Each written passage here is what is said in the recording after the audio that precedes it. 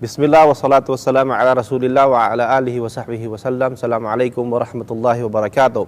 At bilang pagpapatuloy po sa ating nasimulang aralin tungkol sa Ramadan, ito po ay ika-27 aralin. At ang tatalakayin naman po natin dito ay ang may kinalaman sa tinatawag na Zakatul Fitr. Ang Zakatul Fitr at ang mga alituntunin dito.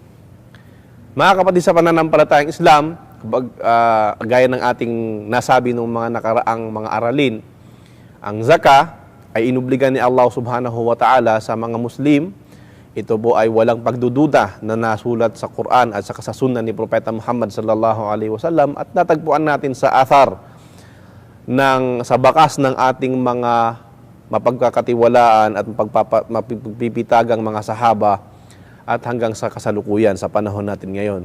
Isa pong uri ng zaka na isinasagawa ng isang tao ay yung zaka na ibinibigay niya kapag katapos na ng Ramadan.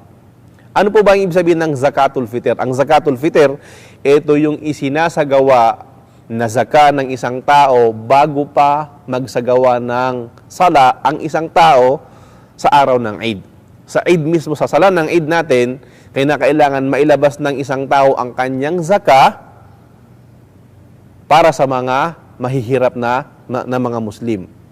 Siyempre ang hatol dito ay inuobliga o di kaya obligado mula kay Propeta Muhammad sallallahu alaihi wasallam sa isang narration ng hadith na inuobliga ni Propeta Muhammad sallallahu alaihi wasallam ang isang tao na magbigay ng Zakatul Fitr, ang isang taong matanda, ang isang taong bata, ang babae, ang lalaki, ay inuobliga, ang malaya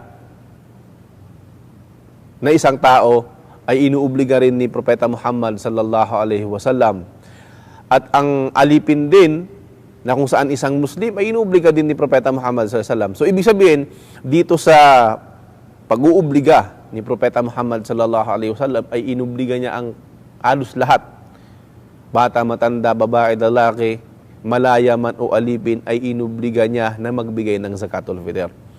Ang pagbibigay ng Zakatul Fitr, ito po ay unang-una, ano po ba ang ibibigay natin na Zakatul Fitr sa isang taong mahirap? Ang isang taong pagkatapos niya mag-fasting ay inutusan siya ni Propeta Muhammad sallallahu alaihi wasallam na magbigay ng Zakatul Fitr at ang ibibigay niyang Zakatul Fitr ay isang sa mula sa kutul balad. Ibig sabihin, isang sa po ito, isang uri ng panukat noon sa panahon ni Propeta Muhammad sallallahu alaihi wasallam, sabihin natin gantang, na ito ang sukatan na kung saan ibibigay mo sa mga tao mula sa mga pagkain na kinakain nung lugar din mismong yaon. Halimbawa, katulad sa atin sa Pilipinas, ang ating kinakain ay bigas o di kaya yung palay na niluluto natin, pagkain.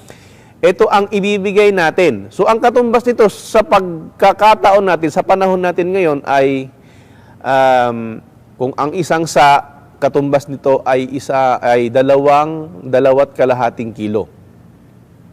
2 kilo at kalahati ng bigas na ibibigay mo para sa mga mahihirap na Muslim. Ang ibig sabihin, ang batas po na isinabatas ni Propeta Muhammad sallallahu alaihi wasallam ay mula sa pagkain. Kaya naman hindi po marapat na magbigay ng zaka bukod dito. Hindi po pwedeng ibigay kapalit ng pagkain ang pera o di kaya ang ginto sapagkat hindi taliwas po ito sa sunnah ni Propeta Muhammad sallallahu alaihi wasallam. Kung halimbawa ang isang lugar ang pagkain nila ay dates o di kaya ang jatiles. Sumula po sa jatiles na yon ay magbibigay siya ng zaka ng 2 kilo at kalahati o isang sa ayon na rin sa sukatan ng mga pagkain sa panahon ni Propeta Muhammad sallallahu alaihi wasallam. Ngayon, ang isang taong magbibigay ng Zakatul Fitr ay meron siyang dapat tandaan. Unang-una dito, ang pagbibigay ng Zakatul Fitr ay meron siyang oras. Ang obligadong oras nito ay syempre pagka dumating na yung mismong araw ng Eid, yung kinagabihan ng Eid bago mag-umaga, So yun ang obligado mong sabihin kinakailangan bago magsagawa ng Salatul Eid ang isang tao, kailangan makapagbigay siya ng Zakatul Fitr. Ayon na rin sa iulat mula sa hadith ni Propeta Muhammad sallallahu alaihi wasallam. At ang kaaya-aya po dito na pagbibigay ay maaari siyang magbigay ng Zakatul Fitr isang araw o 2 araw bago pa maisagawa yung tinatawag na Zakatul Fitr. Sapagkat ayon na rin po sa narration ng Propeta Muhammad sallallahu alaihi wasallam, kapag ang isang zaka na intended para sa Zakatul Fitr ibinigay pagkatapos na ng sala ng Eid sa araw na yaon, ang magkalalabasan po ng kanyang zaka na ito ay magiging sadaka mula sa mga ordinaryong sadaka na lamang ang kanyang magiging reward. So ito ay obligasyon ng isang tao na meron siyang pananagutan. Ang padre de pamilya ang siyang may responsibilidad na magbigay nito sa kanyang mga nasasakupan.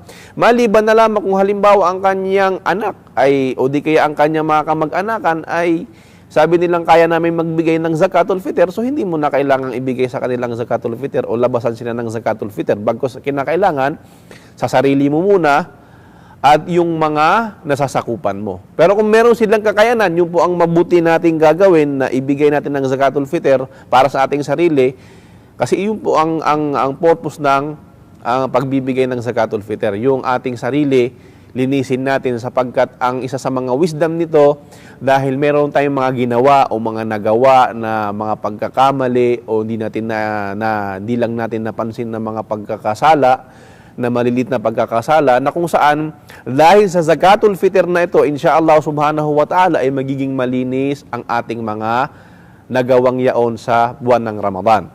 So ulitin ko pong muli, ito po ay inilalabas bago po magsagawa ng Salatul Eid ang Zakatul Fitr, at ito po ay 2 kilo at kalahati mula sa kinakain ng isang bansa, katulad po sa atin ay ang bigas. At ito po ay inubliga ni Propeta Muhammad sallallahu alaihi wasallam sa lahat ng Muslim, lalaki man o babae man, bagkus ang isang narration ng hadith o ang athar ng isang mga sahaba natin na inilalabasan niya pa nga yung buntis pa lamang. Sabihin yung sanggol na sinapupunan pa lamang ng isang tao ay nilalabasan niya na ng zakah. Pero hindi ito obligado. Kung gusto niya, ay maaari siyang magbigay ng zakah dito sa sanggol na nasa kanyang sinapupunan, yung halimbawa yung anak niya, yung kanyang anak na nasa sinapupunan pa lang ng kanyang ina. Hindi ito inuobliga, bagkus ito ay ini-encourage o di kaya mas mainam, kaaya-aya kung gagawa niya ng zakah. Ito ay bilang pagpapaliwanag sa atin kung gaano inubliga ni Propeta Muhammad sallallahu alaihi wasallam ang pagbibigay ng Zakatul Fitr. Kaya naman, mga kapatid sa pananampalatayang Islam, huwag po nating pagdamutan ang ating mga sarili sa pamamagitan ng hindi pagbibigay ng Zakatul Fitr, dahil ito ay isang bagay na babalik din sa atin at makikita natin ang reward nito at insyaallah gantimpala nito sa kabilang buhay. So, maraming salamat pong muli. Hanggang dito na lang. Wa sallallahu ala nabiyina Muhammad wa ala alihi wa sahbihi wa sallam. Assalamualaikum warahmatullahi wabarakatuh.